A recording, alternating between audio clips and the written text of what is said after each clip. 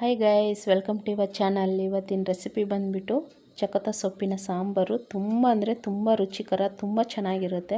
ಒಂದು ಸಲ ಟ್ರೈ ಮಾಡಿ ನೋಡಿ. ಅದಕ್ಕೆ ನಾನು ಚಕೋತ ಸೊಪ್ಪು ಒಂದು ಮೀಡಿಯಮ್ ಸೈಜ್ಗೆ ಒಂದು ಕಟ್ಟು ತಗೊಂಡು ನೀಟಾಗಿ ಬಿಡಿಸ್ಬಿಟ್ಟು ಸ್ವಲ್ಪ ಸಾಲ್ಟ್ ಹಾಕಿಬಿಟ್ಟು ಒಂದು 10 ನಿಮಿಷ ಹಂಗೆ ನೀರಲ್ಲಿ ಹಂಗೆ ಇಟ್ಬಿಟ್ಟಿದ್ದೀನಿ. ಅದರಲ್ಲಿ ಹುಳ ಏನಾದರೂ ಇತ್ತಂದರೆ ಇನ್ ಕೇಸು ಹೋಗ್ಬಿಡುತ್ತೆ.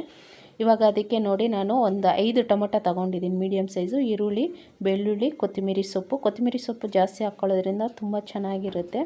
ಹಸಿಮೆಣ್ಸಿನ್ಕಾಯಿ ನಿಮ್ಗೆ ಎಷ್ಟು ಬೇಕೋ ಖಾರಕ್ಕೆ ತಕ್ಕಷ್ಟು ಹಸಿಮೆಣ್ಸಿನ್ಕಾಯಿ ಜಾಸ್ತಿ ಹಾಕೋದ್ರಿಂದ ಸ್ವಲ್ಪ ಟೇಸ್ಟಿಯಾಗಿ ತುಂಬಾ ಚೆನ್ನಾಗಿರುತ್ತೆ. ನೋಡಿ, ಈ ಬಟ್ಲಿಂದ ನಾನು 1.5 ಬಟ್ಲಷ್ಟು ಬೇಳೆ ತೊಗೊಂಡಿದ್ದೀನಿ. ತೊಗರಿಬೇಳೆ ಒಂದೇ ಹಾಕ್ತಿರೋದು. ತೊಳೆದಿಟ್ಕೊಂಡಿರೋಂಥ ತೊಗರಿಬೇಳೆನ ಈ ರೀತಿ ಒಂದು ಕುಕ್ಕರಿಗೆ ತಗೊಂಡು, ಇನ್ನು ಚಕೋತ ಸೊಪ್ಪು ತೊಳೆದು ನೀಟಾಗಿ ಚಿಕ್ಕದಾಗಿ ಕಟ್ ಮಾಡಿದ್ದೀನಿ ನಾನು. ಹಾಗೆ ಹಾಕ್ಬೋದು, ಕಟ್ ಮಾಡೋದಂಗಿದ್ರೆ ಕಟ್ ಮಾಡಿ ಹಾಕ್ಕೋಬೋದು. ಇವಾಗ ನೋಡಿ, ಟೊಮೊಟೊ ಹಣ್ಣು ಒಂದು 5-6 ಟೊಮೊಟೊ ಹಣ್ಣು ಕಟ್ ಮಾಡಿರೋ ಅಂಥದ್ದು, ಕೊತ್ತಂಬರಿ ಸೊಪ್ಪು, ಈರುಳ್ಳಿ, ಬೆಳ್ಳುಳ್ಳಿ ಎಲ್ಲ ಹಾಕ್ಕೋಬೇಕು. ಇದಕ್ಕೇ ತುಂಬ ಚೆನ್ನಾಗಿರುತ್ತೆ ನೋಡಿ, ಒಂದು ಸಲ ಟ್ರೈ ಮಾಡಿ ನೋಡಿ. ಇವಾಗ ಹಸಿಮೆಣ್ಸಿನ್ಕಾಯಿ ಇದಕ್ಕೆ ಸ್ವಲ್ಪ ಖಾರ ಜಾಸ್ತಿನೇ ಹಾಕ್ಕೊಳ್ಳಿ. ಸೊಪ್ಪು ಸಾರಿಗೆ ಖಾರ ಇದ್ರೇ, ಸ್ಪೈಸಿ ಇದ್ರೇ ತುಂಬ ಚೆನ್ನಾಗಿರುತ್ತೆ. ರುಚಿಗೆ ತಕ್ಕಷ್ಟು ಉಪ್ಪು, ಅರಿಶಿನ ಹಾಕ್ತಾಯಿದ್ದೀವಿ. ಸ್ವಲ್ಪ ಹುಣಸೆಹಣ್ಣು, ಯಾಕಂದರೆ ಚಕೋತ ಸೊಪ್ಪು ಸ್ವಲ್ಪ ಹುಳಿನೇ ಇರುತ್ತೆ. ಸ್ವಲ್ಪ ಹುಳಿ, ಖಾರ, ಉಪ್ಪು ಜಾಸ್ತಿ ತಿಂದರೆ ತುಂಬ ಚೆನ್ನಾಗಿರುತ್ತೆ ಈ ಚಳಿಗಂತೂ. ಸೊಪ್ಪು ಸಾರಿಗೆ ಅದೇ ಮೇಯ್ನ್ ಇಂಪಾರ್ಟೆಂಟು.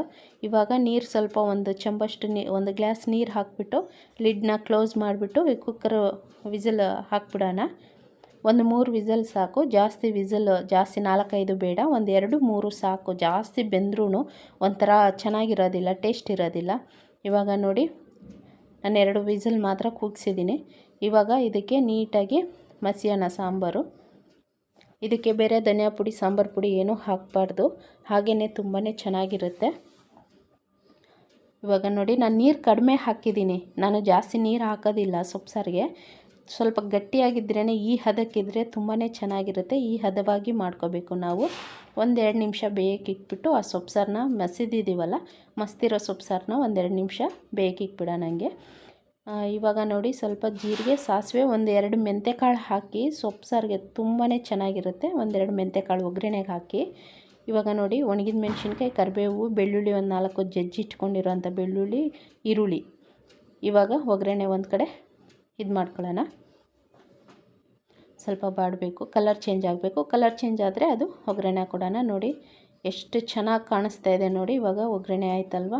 ಇದಕ್ಕೆ ನೀವು ಅನ್ನದ ಜೊತೆ, ಚಪಾತಿ ಜೊತೆ ಎಲ್ಲದಕ್ಕೂ ಕಾಂಬಿನೇಷನ್ ತುಂಬ ಚೆನ್ನಾಗಿರುತ್ತೆ. ಒಂದು ಸಲ ಟ್ರೈ ಮಾಡಿ ನೋಡಿ ನೀವು. ಇವಾಗ ರೆಡಿಯಾಗಿದೆ ನೋಡಿ. ಈ ಹದಕ್ಕಿರಬೇಕು. ನೀರು ಅಂದ್ರೂ ಚೆನ್ನಾಗಿರೋದಿಲ್ಲ.